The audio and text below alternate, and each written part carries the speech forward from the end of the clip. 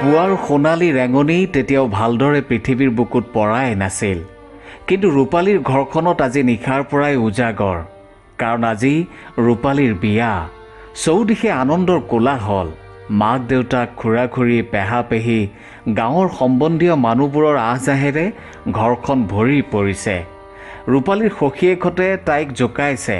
হাঁহি খিকিন্দালিৰে গোটেই পৰিৱেশটো মুখৰিত হৈ আছে। ৰূপালীৰ বুকুখন কঁপি উঠিছে।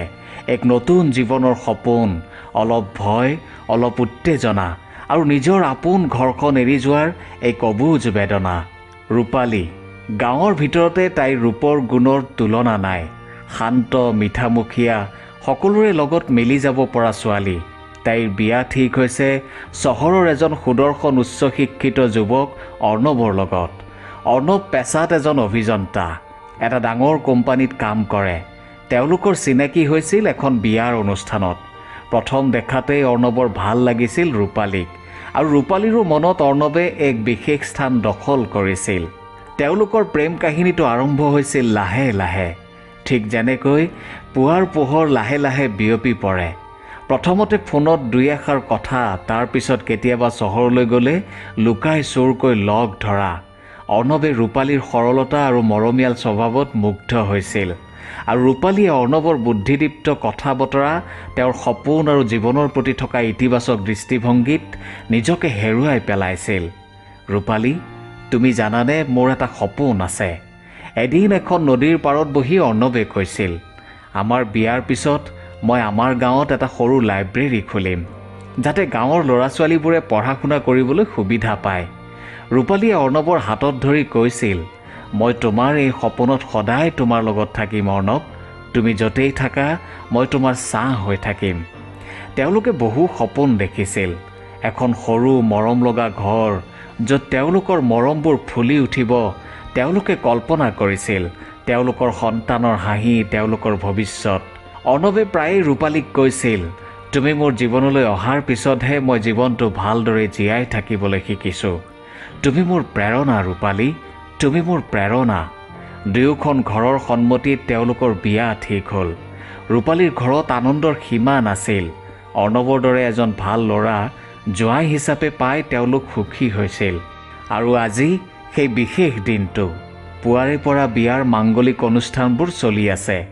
ৰূপালীক গা পা ধুৱাই নতুন কাপোৰ পিন্ধাই কইনা সজাবলৈ আৰম্ভ কৰা হৈছে। পাটৰ ৰিহা, মেখেলা, সোণৰ অলংকাৰ, কপালত সেন্দুৰৰ ফোঁট। ৰূপালীক আজি সঁচাকৈয়ে অপ্সৰাৰ দৰে লাগিছে। তাইৰ মুখত লাজ আৰু আনন্দৰ এক অপূৰ্ব মিশ্ৰণ। তাইৰ মনত বাৰে বাৰে ভাঙি উঠিছে অৰ্ণৱৰ মুখখন, তেওঁৰ লগত কটোৱা মধুৰ মুহূৰ্তবোৰ। আৰু কেইটামান মুহূৰ্ত মাথো। ৰূপালীয়ে মনতে ভাবিলে, তাৰ পিছতেই অৰ্ণৱ আহি পাব। মোৰ জীৱনৰ এক নতুন অধ্যায় আৰম্ভ হ'ব। দৰাঘৰীয়া মানুহ আহি পোৱাৰ সময় হৈছে। কইনা বিদায়ৰ বাবে সকলো প্ৰস্তুতি প্ৰায় সম্পূৰ্ণ। ৰূপালীৰ মাক দেউতাকে চকু লুটুকিছে, কিন্তু তেওঁলোকৰ চকুত জীয়েকৰ সুখৰ সপোন। কিন্তু কোনে জানিছিল নিয়তিয়ে তেওঁলোকৰ বাবে কি ভয়ংকৰ পৰিকল্পনা কৰি ৰাখিছে। হঠাতে বাহিৰত এটা হুলস্থুল, মানুহৰ চিঞৰ বাখৰ। ৰূপালীৰ বুকুখন কঁপি উঠিল। কি হৈছে? তাইৰ দেউতাক আৰু ককায়েকহঁত বাহিৰলৈ দৌৰি গ'ল। কিছু সময়ৰ পিছত ককায়েক ঘূৰি আহিল। তেওঁৰ মুখখন হেতা পৰি গৈছে, চকু চলচলীয়া। তেওঁ কপা কপা মাতেৰে ক'লে, দেউতা, অৰ্ণৱৰ গাড়ী। কথাষাৰ সম্পূৰ্ণ হোৱাৰ আগতেই ৰূপালীৰ মাক মাটিত ঢলি পৰিল। ৰূপালীৰ মূৰত যেন বজ্ৰপাত হ'ল। কি হৈছে দাদা? অৰ্ণৱৰ কি হৈছে? তাই চিঞৰি উঠিল। খবৰ আহিল, দৰা অৰ্ণৱ কইনা ঘৰলৈ আহি থাকোঁতে তেওঁলোকৰ গাড়ীখন এটা দ খাৱৈত বাগৰি পৰে, আৰু ঠাইতে অৰ্ণৱৰ মৃত্যু হয়। মুহূৰ্ততে সকলো শেষ হৈ গ'ল। যিখন ঘৰত কিছু সময় আগতে আনন্দৰ বন্যা বৈছিল, সেইখন ঘৰতে এতিয়া কান্দোনৰ ৰোল উঠিল। ৰূপালীৰ সপোনবোৰ, আশাবোৰ সকলো যেন কাঁচৰ দৰে ভাঙি চূৰ্ণ বিচূৰ্ণ হৈ গ'ল। তাইৰ কাণত বাজি উঠিল অৰ্ণৱৰ শেষ কথাষাৰ, ৰূপালী, মই তোমাক লৈ যাবলৈ আহি আছোঁ, আৰু অলপ সময়। নহয়, এয়া মিছা। মোৰ অৰ্ণৱ এনেকৈ গুচি যাব নোৱাৰে। ৰূপালীয়ে বলিয়াৰ দৰে চিঞৰিবলৈ ধৰিলে। তাইৰ কইনাৰ সাজ, তাইৰ হাতৰ মেহেন্দি, জেতুকা, তাইৰ কপালৰ সেন্দুৰৰ ফোঁট সকলোৱে যেন তাইক উপহাস কৰিবলৈ ধৰিলে।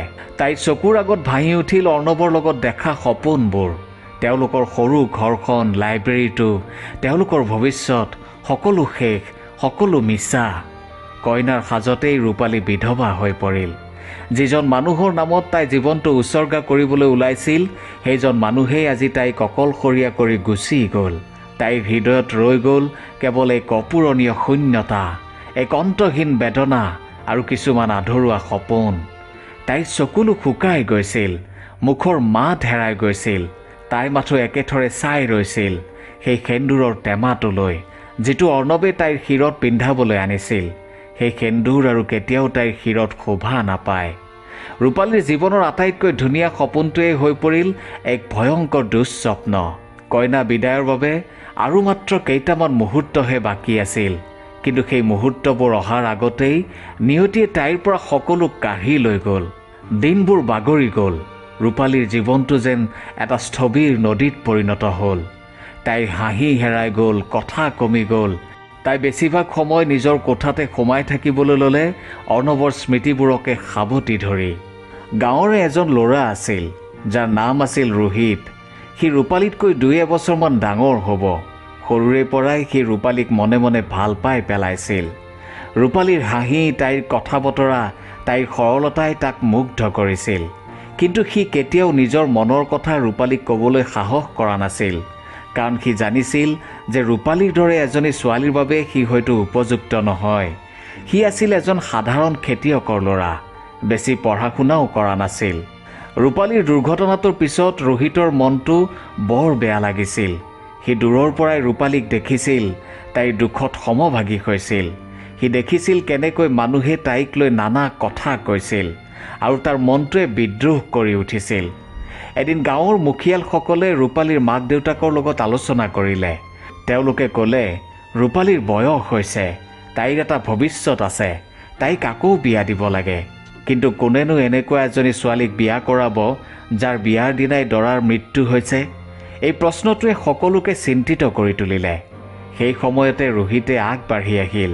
সি সকলোৰে আগত ক'লে, মই ৰূপালীক বিয়া কৰাব খোজোঁ। সকলোৱে আচৰিত হ'ল। ৰূপালীৰ মাক দেউতাকেও বিশ্বাস কৰিব পৰা নাছিল। ৰোহিতে ক'লে, মই জানো ৰূপালীৰ জীৱনত কি ঘটি গৈছে, কিন্তু তাৰ বাবে তাইৰ কোনো দোষ নাই। মই তাইক সৰুৰে পৰাই ভাল পাওঁ। যদি আপোনালোকে সন্মতি দিয়ে, মই তাইক পত্নী হিচাপে গ্ৰহণ কৰিবলৈ সাজু আছোঁ। মই তাইক সুখী কৰিবলৈ মোৰ সকলো চেষ্টা কৰিম। এই কথা কোৱাৰ আগতে ৰোহিতে নিজৰ মাক দেউতাকৰ লগত সকলো কথা আলোচনা কৰিছিল। তাৰ মাকে প্ৰথমতে অলপ আপত্তি কৰিছিল। বাবা, তই এইবোৰ কি কৈছ? মানুহে কি ক'ব? তাইৰ কপালত। ৰোহিতে মাকক বুজাইছিল, মা, কপালৰ কথা কোনে জানে? ৰূপালীৰ কি দোষ? তাই এজনী ভাল ছোৱালী। মই তাইক সঁচাকৈয়ে ভাল পাওঁ। যদি মই তাইক এই সময়ত সহায় নকৰোঁ, তেন্তে মোৰ ভালপোৱাৰ কি অৰ্থ থাকিব? তুমি এবাৰ ভাবি চোৱাচোন, তাইৰ ঠাইত যদি আমাৰ কোনোবা থাকিলহেঁতেন। ৰোহিতৰ দেউতাকে তাৰ কথা সমৰ্থন কৰিলে। অৱশেষত ৰোহিতৰ আন্তৰিকতা আৰু দৃঢ়তাত তাৰ মাক দেউতাকে সম্পূৰ্ণ সন্মতি প্ৰদান কৰিলে। তেওঁলোকে ক'লে, ঠিক আছে বাবা, যদি তই সঁচাকৈয়ে তাইক সুখী কৰিব পাৰিম বুলি ভাবিছ, তেন্তে আমাৰ কোনো আপত্তি নাই। ৰূপালীৰ মাক দেউতাকেও ৰোহিতৰ প্ৰস্তাৱত সন্মতি জনালে। কিন্তু তেওঁলোকে ক'লে, ৰোহিত, তুমি এবাৰ ৰূপালীৰ লগত কথা পাতি চোৱা। তাইৰ মনৰ কথা জনাটোও দৰকাৰ। ৰোহিতে ৰূপালীৰ লগত অকলে কথা পতাৰ সুযোগ বিচাৰিলে। এদিন আবেলি যেতিয়া ৰূপালী নৈৰ পাৰত অকলে বহি আছিল, ৰোহিতে লাহেকৈ তাইৰ ওচৰ চাপি গ'ল। ৰূপালী, সি লাহেকৈ মাতিলে।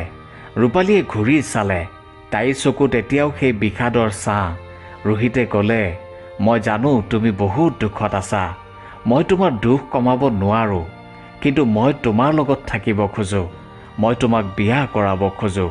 ৰূপালী, মই তোমাক সৰুৰে পৰাই ভাল পাইছিলোঁ, কিন্তু কেতিয়াও ক'বলৈ সাহস কৰা নাছিলোঁ। ৰূপালীয়ে আচৰিত হৈ ৰোহিতৰ ফালে চালে। তাইৰ মনত আকৌ এবাৰ আশাৰ সঞ্চাৰ হ'ল। তাই জানিছিল যে অৰ্ণৱৰ ঠাই কোনেও ল'ব নোৱাৰে, কিন্তু ৰোহিতৰ সৰলতা আৰু আন্তৰিকতাই তাইৰ মন চুই গ'ল। তাই ভাবিলে, হয়তো জীৱনে তাইক আৰু এটা সুযোগ দিছে। লাহে লাহে ৰূপালীয়েও ৰোহিতৰ প্ৰতি আকৰ্ষিত হ'বলৈ ধৰিলে। তাই দেখিলে যে ৰোহিতে তাইক সঁচাকৈ বহুত মৰম কৰে। তাইৰ দুখ কষ্টবোৰ বুজিবলৈ চেষ্টা কৰে।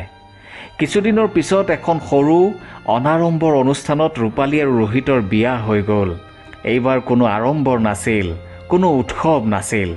আছিল কেৱল দুটা পৰিয়ালৰ আশীৰ্বাদ আৰু কিছুমান শুভাকাংক্ষীৰ উপস্থিতি। ৰূপালীৰ জীৱনত হয়তো অৰ্ণৱৰ স্মৃতি চিৰদিন থাকিব, কিন্তু ৰোহিতৰ মৰম আৰু বিশ্বাসে তাইক এক নতুন জীৱন দিলে।